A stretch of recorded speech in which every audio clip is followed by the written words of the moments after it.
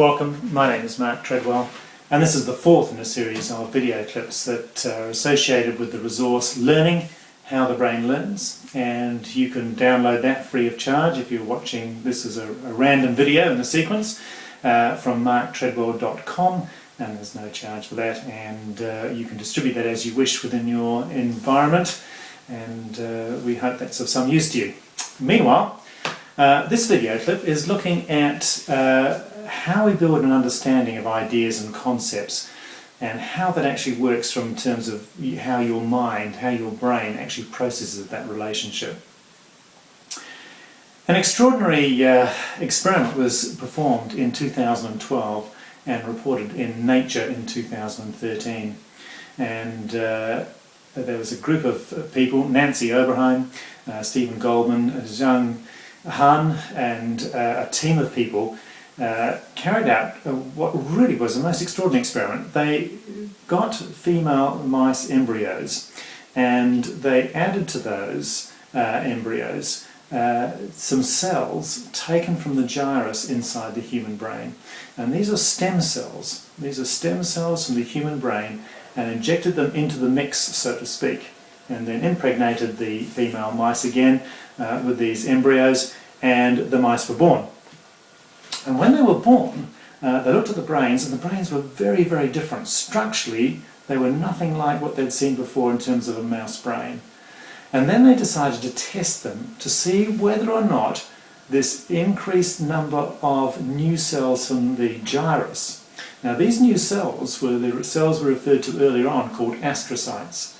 So, by adding astrocytes to the mix, so to speak, at the very beginning, these mice ended up with a much greater number of astrocytes in their brain. Okay, so they didn't have a human brain. It's called chimeric. It's a mixture of two different organisms. And they tested these mice to see whether they were any more intelligent, given the fact that they had these extra astrocytic cells. And to everybody's surprise, these mice were not just a little bit smarter, they were a lot smarter, and in some tests up to 300% smarter. So what this did was set a benchmark really of people rethinking the role of astrocytes in the brain and how they affect intelligence. In this model that we're presenting work done by a lot of other researchers around the relationship between astrocytes and neurons across the synapse. So you've got three elements essentially taking place here. And synapses are connections between one neuron and another, and the astrocytes loiter around in between there. And so that relationship we often refer to as a tripartite relationship because of the three-way nature of the relationship. And we think this relationship has a lot to do with how well we learn new ideas and new concepts and how we actually map memories. So what we think is happening here is that astrocytes are actually looking for patterns. Patterns of neural connections that happen time and time again. When they recognize a pattern, they ask themselves, not obviously in a thinking way, but from a chemical way, they ask themselves, is this pattern worth mapping? And how they know whether the pattern's worth mapping depends upon which hormones have been released in the brain. And the brain somehow, the release of hormones in the brain somehow communicates to astrocytes whether or not they should map those. And there appears to be, on some astrocytes, hormone detectors that detect the hormones present, and the intensity of the hormone indicates the intensity and the speed at which that pattern should be mapped. If you think about all the memories you have, and the ones that are deeply ingrained, almost all those deeply ingrained memories come from situations where emotionally you were actually really excited or really scared. In other words, when the brain created lots of hormones and the astrocytes went, my goodness, map this pattern. Being chased by a saber-toothed tiger, map that pattern. It's very important. We need to learn this and never forget it. So we learn patterns, which we refer to as concepts, patterns between variables, as we mentioned earlier on in the previous video. We remember those depending on how passionate we are about what we're experiencing at the time, what hormones are being released in our brain. And so they tell the astrocytes to map that pattern. Now, the human brain is fantastic, but it's got a severe limitation. Its severe limitation that it has is that it can only actually process one conscious thinking process at a time. So you can only actually do one thing consciously at a time. Well, that would limit us. We could drive the car or talk to the person next to us. We could peel the carrots or keep an eye out for the children. We could do only one thing at a time. However, human beings can multitask. Both men and women, and both do it at the same capacity rating. So there's no difference in terms of multitasking other than the experiences that have built that up. So the efficiency gains human beings get is by having those astrocytes map the pattern and say to the neurons, you know what, we can predict peeling carrots, we can predict driving, so you can think about something else. And you can do a number of things simultaneously, 4 or 5 things possibly, but you can only do one thing consciously. So the astrocytes have got to map that pattern and take over that process. We have sufficient astrocytes to do that, to start the process, but as you learn more and more concepts, to map those concepts permanently once the astrocytes have recognised the pattern, they have to download more stem cells from the gyrus and turn them into astrocytes to complete the process. So as you get more clever, as you get more ideas and concepts, you get more astrocytes interrogating your neural sequences, looking for more patterns. So there's an upside and a downside to this. The upside is that actually the more clever you are, the more things you can automate and the better you can multitask. Okay, so that's the upside.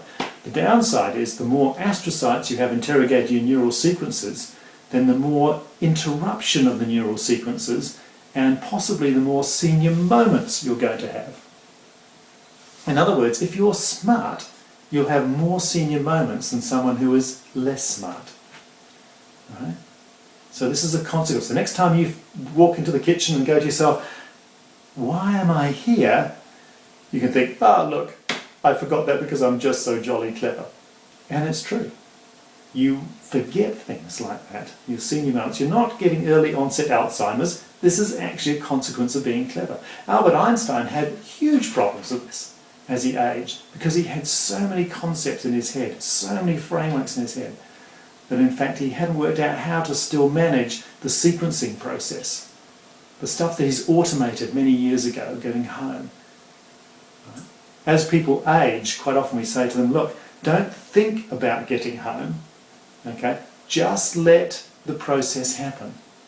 And this is what often happens when people get into their 70s and 80s. They start thinking about getting home, as opposed to when we're in our 20s, 30s and 40s. We're so busy doing things, we're not even dreaming about trying to work our way home. In fact, if we had to draw a map of how we got home from our workplace or from a friend's place and write in all the streets and where we turned, we'd have no idea.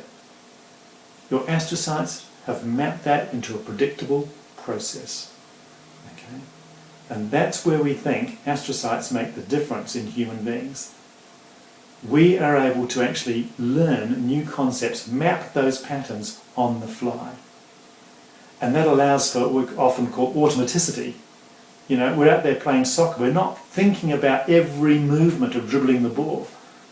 We're not out there playing netball thinking about who I'll pass to next. It's happening in a flash, very, very quickly, as your astrocytes predict the best sequence to work through and put that into place. So your brain is extraordinary. And this experiment carried out just a couple of years ago and reported on just in 2013 is actually demonstrating that these astrocytes allow us to form memories, long-term memories, that actually don't have a short-term, medium-term, long-term. Okay? They go straight to long-term. And we think our astrocytes, when it comes to ideas and concepts, are also involved in the memory process. and they map those processes in what we call a holographic format, which we'll talk more about later. In other words, we can take out half your brain and you don't lose your long-term memory or your short-term memory. Okay, your temporary memory, yeah, that goes. But in fact, there's a number of patients around the world who've had that part of their brain removed. But we'll talk about more of that when we talk about memory later on. So when it comes to ideas and concepts, ideas form first, and then through numerous contexts, the astrocytes gradually learn the general pattern for that tree losing its leaves, steering the car, braking, because braking is mathematically very challenging. It's the rate at which we slow down over a period of time so we arrive just at that line, which is calculus. Okay, so every time you slow down for a stop sign or a traffic light or wherever it might be, you're calculating that out through a calculus process, which your astrocytes have mapped and automated, so you don't even have to think about it. I'll leave it there for this one on understanding ideas and concepts, and in the next series we'll start looking at what creativity is all about and how that relates to innovation and ingenuity. So thank you very much. You can go away now and read this chapter if you want to do some backup reading, and use the links in the resource to go and find additional information, and we'll come back to you in the next video. Thank you very much.